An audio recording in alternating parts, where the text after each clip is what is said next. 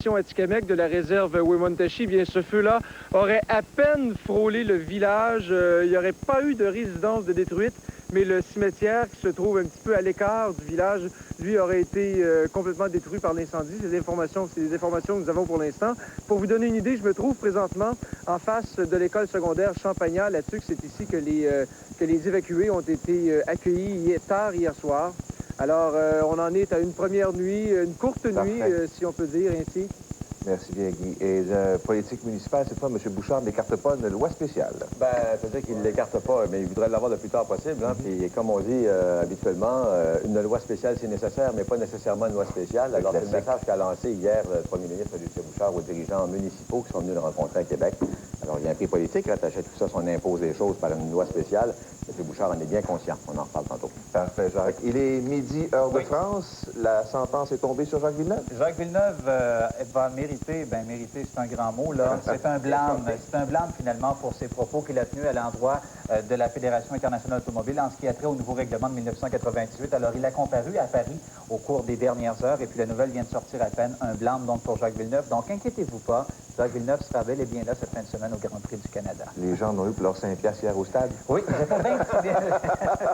ils étaient 26 000 hier au Stade olympique pour voir les Expos gagner par la marque de 8-5 contre les Phillies de Philadelphie. Ça allait pourtant pas bien en 7e manche. Il y a eu ce circuit de Jordan, mais Mike Lansing, l'homme des grandes occasions, est venu frapper un simple bon pour 2 points en 9e manche. Alors les Expos menaient 7-5. Ils ont gagné par la marque de 8-5. Du changement chez le Canadien, hein? Oui. Beaucoup de changements. Nomination hier de Clément Jodoin comme entraîneur adjoint à Alain Vigneault. Également Roland Melançon, l'ex-gardien de but du Canadien qui avait secondé Patrick Roy en 91-92. Michel Terrien, pilote de la filiale de Fredericton. Alors, on fait le bilan de tout cela ce matin. Et puis, c'était le défilé de la Coupe Stanley hier dans les rues de Détroit. On a célébré là-bas, monsieur. Et puis, donc, Steve Yzerman s'est adressé à la foule. Sergei Fedorov dans un anglais impeccable.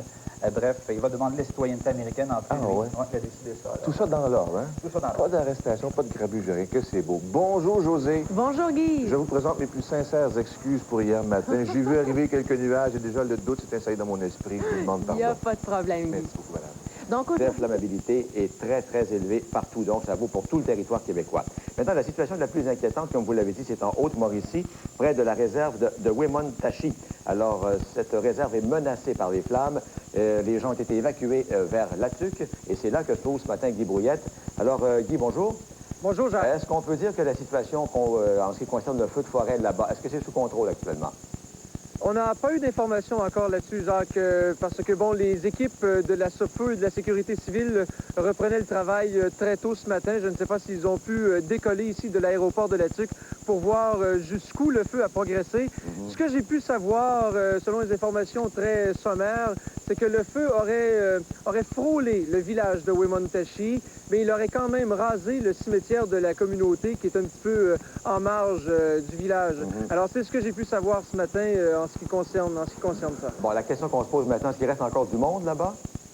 Écoutez, il y a quelques combattants de la SOPFEU qui sont là, mais pour ce qui est des résidents permanents, on parle d'environ 850 à Tikamek. Ils ont tous été évacués. Quoique ce matin, suite à une première nuit ici à Latuc, il y a des hommes qui sont en train de se regrouper pour pouvoir remonter à la réserve pour pouvoir aider les sapeurs de la SOPFEU là, pour combattre et essayer de peut-être faire une ligne. Parce qu'aujourd'hui est un autre jour, hein, Jacques? Oui. Parce qu'on ne sait pas, le facteur le plus important dans tout ça, c'est le vent. De quel côté ça va tourner, ça reste à voir aujourd'hui. Il n'y a pas de précipitation de prévu encore. Maintenant, à Latuc, là, tout le monde, toutes les personnes qui ont été évacuées là-bas, ça se passe comment pour eux? Ils sont logés où? Alors, ils sont logés pour la plupart dans des écoles secondaires. Ils se sont couchés très tard la nuit dernière parce que les lits de camp, là, on attendait 800 lits de camp de l'armée canadienne et de la Croix-Rouge. Ces lits sont arrivés vers 1h, donc ils se sont couchés. La plupart des gens se sont couchés très tard. On commence à se lever ici. On se lève à peine. Alors, la nuit a été très courte. On me dit que ça s'est quand même, somme toute, bien déroulé.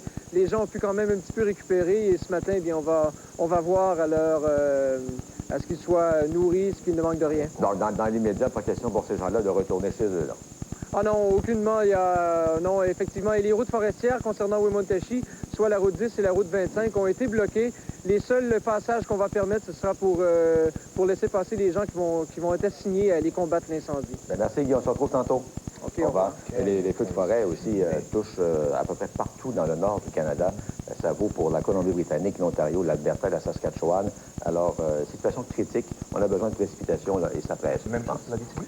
En Abitibi également. Alors, écoutez, de ce côté-là, c'est le village Val-Paradis qui a dû être évacué. 300 résidents qui ont été évacués vers Lassar. Alors, le feu s'était approché à une dizaine de kilomètres seulement du village, mais ne menaçait pas vraiment les résidences. Il a fallu arrêter l'arrosage aérien parce que les flammes étaient tellement intenses que l'eau s'évaporait avant de toucher le sol. Alors, pour l'instant, tout est sous contrôle. On a mis quand même 3 heures pour circonscrire les flammes.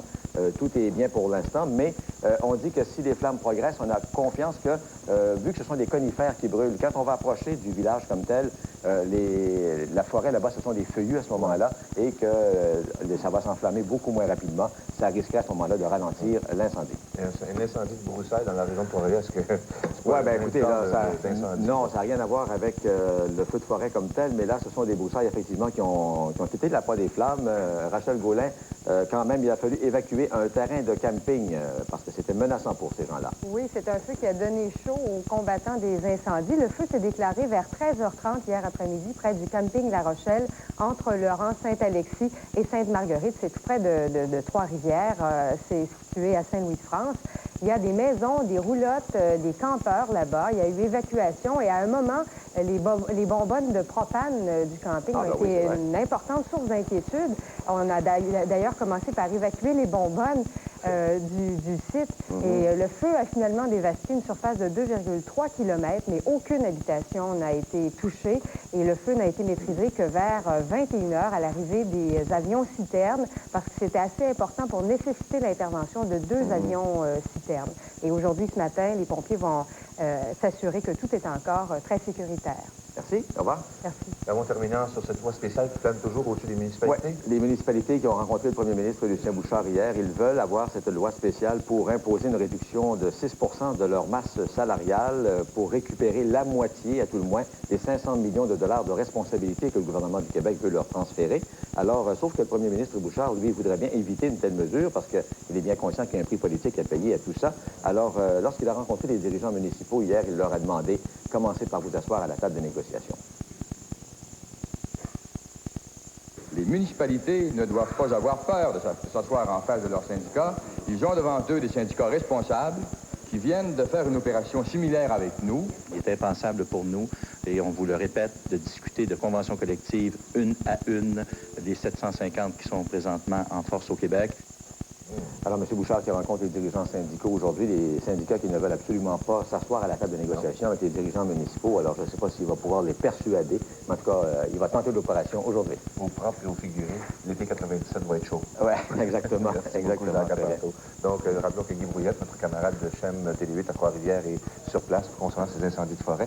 Pendant ce temps-là, la belle saison qui s'amorce lentement mais sûrement, avec un beau grand coup de une douzaine de jours de beau temps consécutif, nous rappelle également que la maladie du hamburger plane sur nous parce que bien souvent, il peut y avoir des contaminants sur la viande en question. Il peut y avoir des ingrédients rajoutés à la viande qui provoquent ce genre de maladie qui survient, la fameuse colite hémorragique qui survient de 2 à 10 jours après la consommation. Il faut faire très, très, très attention, autant dans la décongélation. Et on le dit, on le répète, ne jamais laisser décongeler votre viande sur le comptoir. Lentement, graduellement, à même le frigo.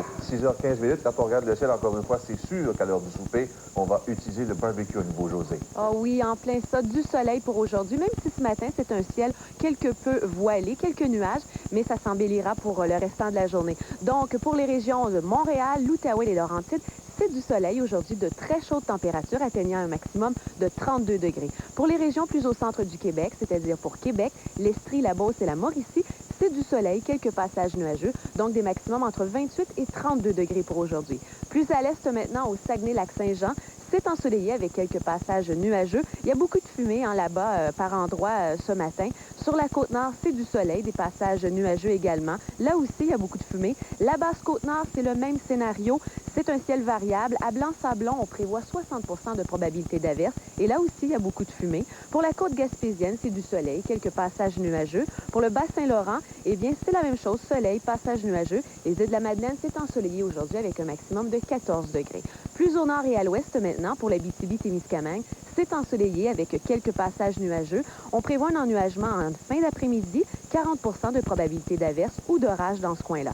Pour la baie James, c'est ensoleillé, quelques passages nuageux. Le Grand Nord, Shefferville, Fermont, Labrador City, c'est un ciel variable. On prévoit entre 40 et 60 de probabilité d'averse.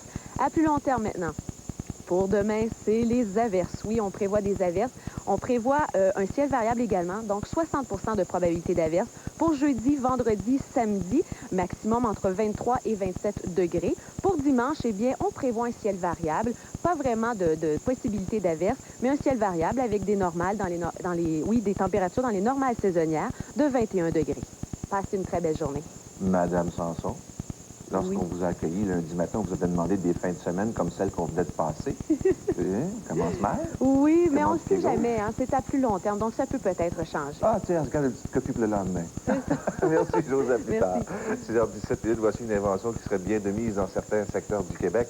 Il s'agit d'une invention de M. Yvon Gobeil, un personnage de Chicoutimi, qui a mis au point, tenez-vous bien, une machine à pluie qui est construite pour utiliser 40 000 litres d'eau et c'est efficace pour de 2 à 3 jours. Il y a quelques tuyaux qui sont reliés à un bassin à l'aide de pompes et ils s'alimentent à même la rivière. Mais pour ça, il faudra dire que les rivières devront avoir un niveau acceptable. Et si jamais c'est utilisable, vite, envoyer de ces machines du côté des endroits sinistrés, c'est le cas de le dire, comme par exemple ce qu'on vient d'entendre au bulletin de nouvelles dans le secteur de la Haute-Mauricie. À 6h18, ça vient à peine de tomber parce qu'en raison du décalage horaire, on connaît maintenant la sanction qu'on a donnée à Jacques Villeneuve. Jacques Villeneuve s'est vu infliger un blâme seulement par la Fédération internationale. Imaginez qu'il est allé rencontrer le comité là-bas. Il est parti pour Paris il y a quelques heures. Il est maintenant en route en avion vers Montréal. Ça a duré 10 minutes, la rencontre. Ça a duré 10 minutes seulement. Et Jacques Villeneuve, il a dit que ça s'est très, très bien déroulé. Il s'agissait donc d'une discussion où il a dit sur quelques mots pour éclaircir simplement les choses. Et c'est purement sur la forme et le vocabulaire que j'ai été convoqué. C'est ce qu'a déclaré Jacques Villeneuve tout à l'heure à sa sortie du côté de Paris. Souhaitons qu'on soit maganés par le décalage horaire. Effectivement. C'est une bolide à conduire. Vendredi matin, oui. Un match serré, mais une victoire pour les Expos. 28 000 spectateurs hier au Stade olympique. Cette dame-là, elle s'appelle Germaine Melançon. Elle célébrait son 95e anniversaire hier au Stade olympique. C'est bon. Simple de Lansing en 6e manche. Ça a donné les devants aux Expos par la marque de 4-3, mais ça s'est gâté. On a joué un peu au chat et à la souris hier au Stade olympique. Donc, après un but sur balle à Stalker, circuit de Jordan, Philadelphie prenait les devants 5-4. L'histoire du match, ça s'est produit en 8e manche. Simple de 2 points de Mike Lansing et les Expos ont brisé l'égalité de 5-5 pour prendre les devants 7-5. Ils ont gagné 8-5 et le vétéran Lee Smith a mis fin au match pour mériter un 5e sauvetage de cette saison. Alors, les Expos vont compléter en fait cette série-là ce soir du côté du Stade olympique. Encore une fois avec Jim Bollinger comme partant pour Montréal.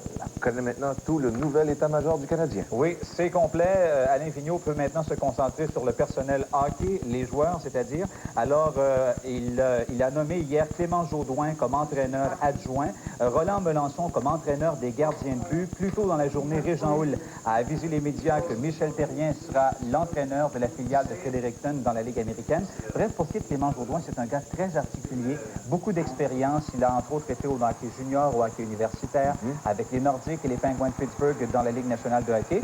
Bref, on va vous faire entendre les commentaires d'Alain Vigneault, qui est bien content d'être aussi bien entouré. Priorité numéro 1, c'était de mettre un personnel d'entraîneur qui pouvait travailler ensemble. C'est ce que je pense, ensemble et compétent, c'est ce que je pense que j'ai fait. Et puis de là, on va s'attaquer à la prochaine étape, c'est-à-dire ce qui peut entourer une formation de hockey et probablement le plus important, c'est-à-dire les joueurs. L'aspect coaching sera différent. D'accord, sera différent. On ne veut rien savoir de l'an passé. On part en 97 avec une nouvelle tangente, une nouvelle philosophie, puis on embarque à l'intérieur de ça. Dans le temps que j'ai joué avec Patrick Roy, ici, j'ai vu une expérience qui a complètement changé la manière que je pensais à être gardien. Roland Melançon qui a été adjoint Patrick Roy en 91-92. Alors, il y a 750 000 personnes hier qui ont assisté au défilé de la Coupe Stanley dans les rues de Détroit. Alors, les Red Wings qui ont remporté leur première coupe en 42 ans en battant les Flyers de Philadelphie en 4 matchs dans cette grande finale. Alors, il y a Steve Yzerman qui était là, Sergei Fedorov. Bref, on s'est amusé hier du côté de Détroit. Beaucoup de monde, beaucoup de joueurs, pas de grabuge. Pas de grabuge. Il y a eu seulement 19 arrestations. C'est lors de la conquête le soir même. Bref, on a fait ça dans... Ça part, mais pour le commerce, c'est une clientèle en or. C'est un moment très important. On sait qu'il y a beaucoup de touristes en ville. Ce sont des touristes qui sont qui sont en moyenne, qui ont un appétit de consommation. Les vitrines en témoignent, les commerçants sont fébriles. Exemple, ce costume unique pourrait bien trouver preneur. Le costume est de l'ordre de 3 900 $ canadiens et les vestes sport sont entre 2 500 et 2 900 $. Les gens qui voyagent aiment se présenter avec du Louis Vuitton pour se faire voir avec du Louis Vuitton. Alors, c'est 645 $, exactement. Autre tâche dont il s'occupera. Et là, le portrait est complet, tout le monde est en poche. Oui, avec Dave King, évidemment. Voilà. Ben, merci beaucoup, Gilles. Bon, c'est le moment d'en parler de ces fameux feux de forêt. Et, Christine, ça continue de faire des dommages considérables. Et oui, on parle maintenant de 200 feux qui font toujours rage dans le nord du Québec et en Ontario. Il y a 2 villages qui ont dû être évacués hier, celui de